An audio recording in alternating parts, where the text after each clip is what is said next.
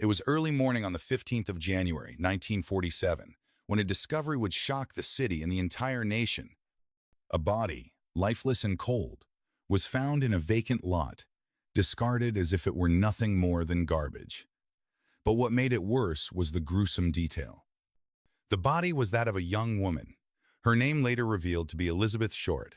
Her lifeless form was severed at the waist, the two halves carefully placed a foot apart. Her skin, pale and drained of blood, created a chilling image of a body robbed of life. There was no blood left to stain the ground beneath her, and that alone would haunt the police officers who first arrived at the scene. It was as if the killer had gone to great lengths to clean up, leaving behind nothing but horror. But it wasn't just the dismemberment that made this crime horrific, it was the way her body was posed.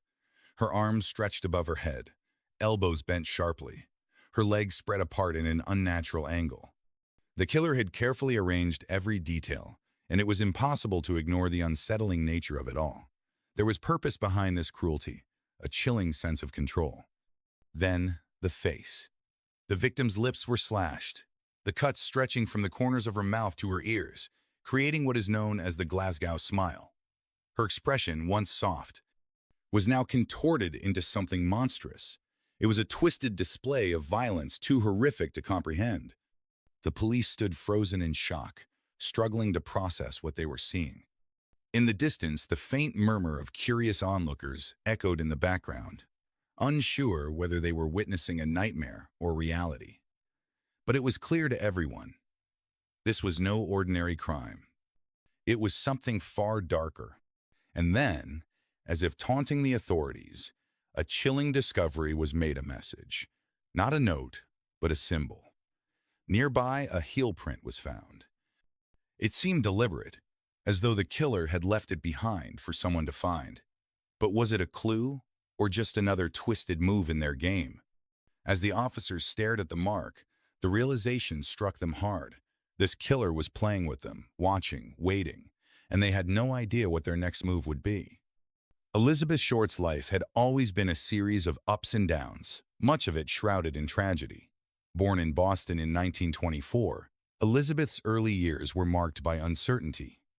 Her father, a man named Cleo Short, had mysteriously vanished when she was just a young girl. The family struggled in his absence. Her mother, struggling to raise 5 children alone, did what she could, but the emotional toll of losing a husband left its scars. As Elizabeth grew older, she dreamed of escaping the cold New England life and pursuing something bigger, something glamorous. At just 18, she made her move, leaving behind the snow-covered streets for the sunny horizons of California. She had visions of becoming a movie star, inspired by the bright lights of Hollywood. She saw herself on the silver screen, adored by millions. But as many young women soon find out, the road to fame was paved with harsh realities. She tried to make it in Hollywood, but the city was a tough place for someone with no connections. Elizabeth found herself working odd jobs, waiting for the big break that never came. She did have a few brief relationships along the way, none lasting long, but they often ended in disappointment. Then there was Major Gordon, a man she fell deeply in love with. Their romance was full of passion, but tragically, Gordon died unexpectedly, leaving Elizabeth heartbroken and even more lost than before. His death only deepened her emotional scars, and she became withdrawn, seeking solace in places and people that would not help her heal. By the time Elizabeth found herself in Los Angeles just months before her death, she was isolated, struggling with mental health issues. She had no close friends to rely on, and the city's promises of fame and fortune seemed as distant as ever. Her dreams of being an actress had faded, and the loneliness grew. She spent her days in silence, trying to find meaning in a world that no longer made sense to her. But there was something else simmering beneath the surface of Elizabeth's life, something dark. Unbeknownst to many, Elizabeth had received mysterious letters in the months leading up to her death. These letters were chilling, filled with cryptic messages and hints that something much more sinister was at play. They spoke of Hollywood's dark side, the exploitation, the broken promises, the hidden truths. It was as though someone knew more about Elizabeth than she did herself, drawing a twisted connection between her dreams and the horrors of a world she had tried to be a part of. As the letters grew more frequent, They hinted at a dangerous truth. Hollywood had its secrets, and they would come to light in the most unimaginable way. The discovery of Elizabeth Short's body sent shockwaves through Los Angeles. But as the news spread, the real nightmare was just beginning for the LAPD.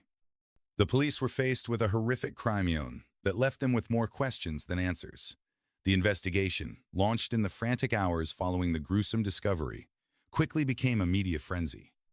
Reporters camped outside the police station, cameras flashing, demanding updates at every turn.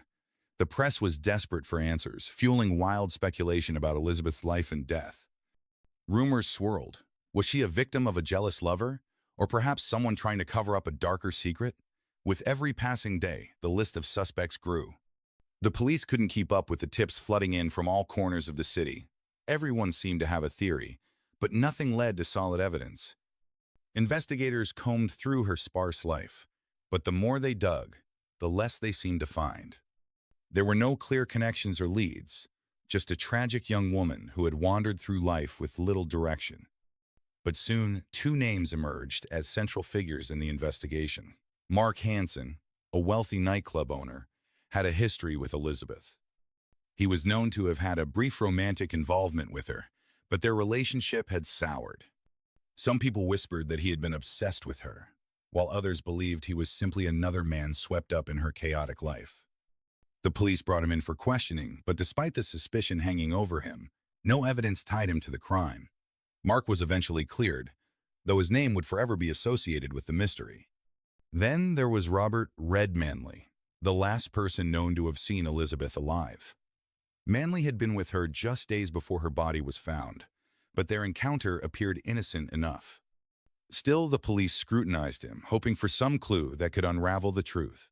Manley's alibi checked out, and he was released, another name removed from the growing list of suspects. As weeks passed, the case seemed to stall, and the frustration within the LAPD grew. But just when it appeared the investigation might slip into obscurity, something strange happened.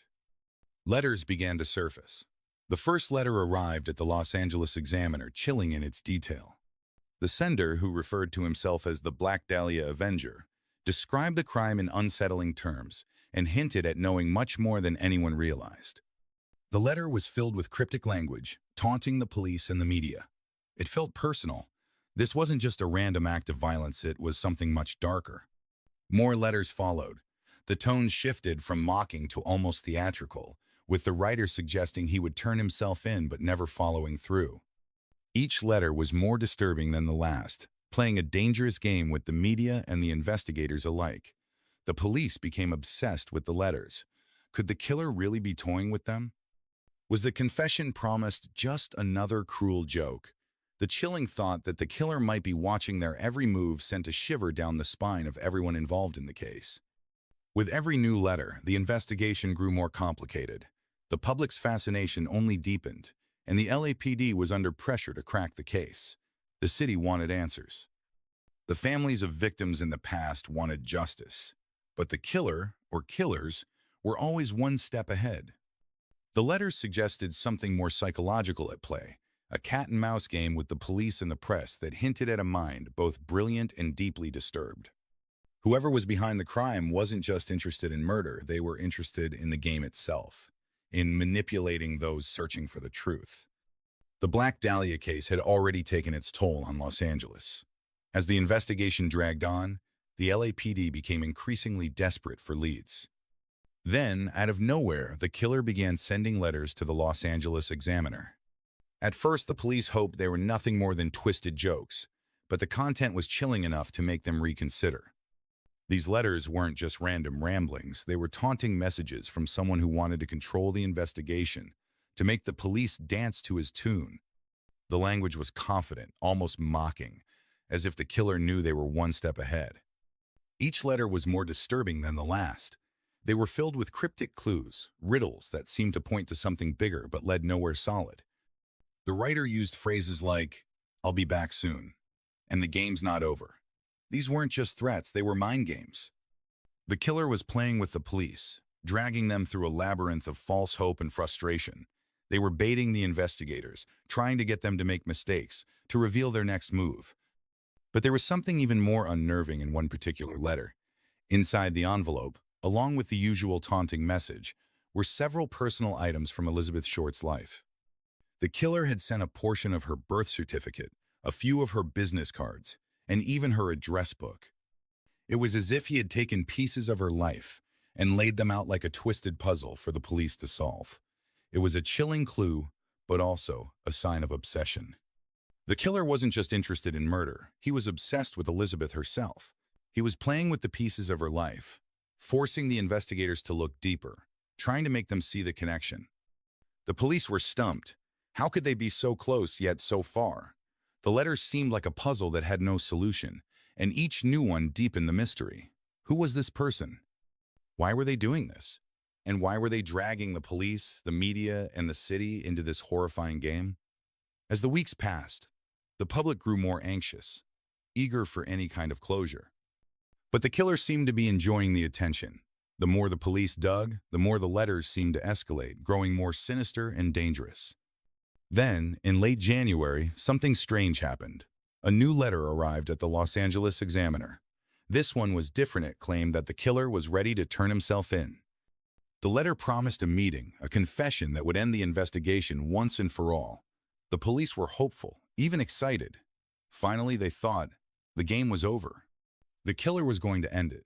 They prepared themselves for the moment that could bring justice to Elizabeth Short and her family. But the killer never showed up. The promised meeting never happened. Instead, the police received another letter days later, filled with more cryptic threats and empty promises.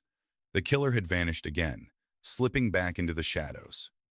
The hope that had briefly flickered was snuffed out, leaving the investigators more lost than before. It was as if the killer had played them all along, making them believe they were getting closer, only to pull away at the last moment. The mystery deepened. Was the killer toying with the police, or had they simply lost interest in the investigation? The letters stopped coming for a while, but the psychological damage had already been done. The city was on edge, the case still unsolved, and the police no closer to catching the killer. Every passing day made it seem more likely that the answers would never come. And then there was the looming question. Who was this killer? What was his endgame? The letters were no longer just about Elizabeth Short. They were a twisted game, a series of steps towards something darker. Whoever was behind it wasn't just a murderer, they were a master manipulator, using the investigation as a stage for their own sick performance. The police were left with only one choice. They had to continue searching for the answers, hoping that someday, the pieces of the puzzle would finally fall into place. For weeks, the letters from the killer had been a relentless presence, their taunts keeping the case alive in the public eye. But then, just as suddenly as they had appeared, they stopped. The police were left with nothing but the haunting silence. No new messages, no new clues. The killer had slipped away, leaving behind only unanswered questions. The media, hungry for answers, jumped on any lead they could find. False confessions flooded in. People who claimed to know the killer, others who said they were responsible for the murder, each one seemed more desperate than the last. The police spent countless hours chasing down every lead, only to be met with dead ends. Each time a new piece of information seemed promising, it turned out to be a lie or a mistake. Then, a shocking discovery added to the confusion. A suicide note that was found, allegedly written by the killer.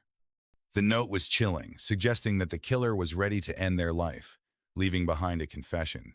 The police rushed to investigate, but it led nowhere. It was another false lead in a case already tangled in mystery and misdirection. The frustration within the LAPD was growing. They were chasing shadows, unable to make any real progress. The case, once full of hope, now seemed like a cruel joke, and the killer, whoever they were, remained one step ahead. The pressure mounted as the media coverage of the case intensified. The Black Dahlia had become more than a murder, it was a story that sold newspapers. The public became obsessed, searching for new angles and speculating wildly. But with every new headline, the truth seemed to slip further away. The police were at a breaking point, but the case had taken on a life of its own, beyond their control. Every attempt to extract meaningful information from the killer's letters proved futile. The cryptic phrases, the mocking tone, the promises that never came to pass, it was all a cruel game.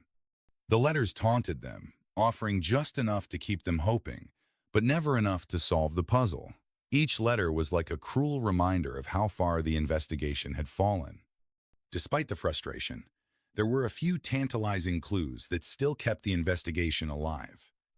Items found near the crime scene, fragments of a torn shirt, an odd piece of jewelry hinted at a connection to something larger, something more complex. But these clues led to nothing. No answers, no suspects, just more questions. Then came a breakthrough. Though it was nothing like the police had hoped for, investigators started to look deeper into Elizabeth Short's life. They began to unravel the dark side of Hollywood, the very world she had dreamed of being a part of. Elizabeth's aspirations to become an actress had led her to Los Angeles, but it was a city filled with secrets. Beneath the glamour of the silver screen, there were stories of exploitation, manipulation, and danger. It was suggested that Elizabeth had crossed paths with some of Hollywood's darker figures, those who took advantage of vulnerable young women hoping for their big break. She had gotten caught in a world where dreams often turned into nightmares. Was it possible that Elizabeth had stumbled into something far more sinister than she ever imagined? Had her dreams of fame led her straight into a dangerous underworld that she couldn't escape? As the police dug deeper, the lines between victim and suspect began to blur. Were the letters just the work of a deranged killer? Or was there a hidden motive tied to the darker side of Elizabeth's life? The mystery deepened, and the investigation began to take on a more complex, disturbing shape. The case wasn't just about solving a murder. It was about uncovering the secrets of a city that had consumed so many before her.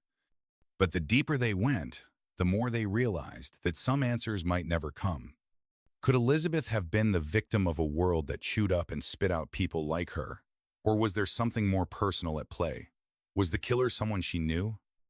Or was it the product of a world that hid its darkest secrets in plain sight? The silence of the killer and the dead ends were maddening, but the truth was still out there, somewhere. But with every passing day, it felt less likely that it would ever be found. As time passed, theories about the Black Dahlia murder began to emerge, each one more bizarre than the last. The case, now a notorious part of Los Angeles history, became a breeding ground for speculation. Every new suspect seemed to bring a fresh twist to the story. Some believed the killer was a local figure, a disgruntled lover, perhaps, or someone connected to Elizabeth's short-lived relationships. Others, with far darker imaginations, suggested the involvement of infamous criminals. Was it the work of a serial killer already at large in the city, or was Elizabeth simply the latest victim of someone seeking fame through brutal violence? The theories didn't stop there. Over time, conspiracy theories took root, some pointing fingers at Hollywood's powerful elite. Was Elizabeth's dream of stardom the very thing that led her to her doom? Rumors swirled about shady deals, powerful men who would do anything to cover up their tracks, and the idea that Elizabeth might have seen too much. The truth seemed elusive, just out of reach. The public fascination with the case only grew, and the media played a significant role in turning Elizabeth Short into something of a symbol of innocence lost in a city that chewed up and spat out young dreams. The headlines continued to call her the Black Dahlia, a name that captured the public's imagination and image of a beautiful, ambitious woman who had been crushed by the very world she had longed to be part of. Her story wasn't just about murder. It was about the promise of fame, shattered by an unknown killer who took it all away. The media wasn't just reporting on her death, it was building a narrative around it, turning Elizabeth into a tragic icon forever haunted by an unsolved crime. But what motivated the killer? Why was Elizabeth's death so brutal, so meticulously planned? The crime scene suggested a level of care and precision that went beyond mere violence. It wasn't just a murder, it was a statement, a grotesque display. Was this the act of someone with a specific purpose, or was it the work of someone simply consumed by rage? The psychology behind the murder was complex. The slashing of Elizabeth's face, the careful positioning of her body, and the absence of blood pointed to a cold, methodical killer. What kind of mind would commit such a crime? Was it a desire for control, a need for attention, or something deeper, darker? The mystery of the killer's motivations only made the case even more chilling. In the end, no one knew. The theories, the speculation, and the endless questioning didn't bring any closer to the truth. But one thought lingered in the air. What if the killer was still out there, watching the world continue to obsess over their crime? What if they were still alive, enjoying the attention their gruesome act had brought them? The case had captivated the world, and the possibility that the killer might never be unmasked was a terrifying thought. Could they still be watching? Could they still be hiding in plain sight, waiting for the moment when the world finally forgets? The mystery remained unsolved, and the world's obsession with the Black Dahlia murder continued to grow. The Black Dahlia case remains one of the most enduring mysteries in American history. Decades have passed, but the chilling story of Elizabeth Short's brutal murder still lingers in the air of Los Angeles. The case continues to haunt the city, with its unanswered questions casting long shadows over the streets. Despite countless investigations, theories, and suspects, the truth has never been uncovered, and this has only fueled the obsession with the crime. Elizabeth Short, whose life ended so tragically, has become more than just a victim. She's a symbol of something darker. Her name, now forever tied to a grotesque crime, is known worldwide. Over the years, books, films, and documentaries have explored every angle of her case. They bring new generations back to the story, trying to find new clues, theories, and ideas. Elizabeth's image, that of a young woman with dreams of stardom, has evolved into an icon of tragedy and mystery. The case also speaks to a broader cultural fascination with unsolved crimes. There's something captivating about a mystery that refuses to be solved, something magnetic about a story that keeps people guessing, even as the years pass. The allure of the unknown draws people in, giving them the hope that one day they might uncover the truth. It's an obsession with darkness, a need to understand the things that lie beneath the surface. It's not just about the crime itself, but about the secrets that might still be hidden, things that may never be brought to light. But no matter how many books are written or documentaries made, the truth may never fully come to light. The questions surrounding Elizabeth Short's death may always remain unanswered. Some killers are never caught. Some stories are never fully told. The mystery of the Black Dahlia endures, its shadows stretching long into the future. As time passes, the killer may still be out there, their identity locked away in the depths of history. And Elizabeth Short, forever a part of the tale, remains an iconic tragedy never forgotten, her story still unfolding in the minds of those who seek the truth.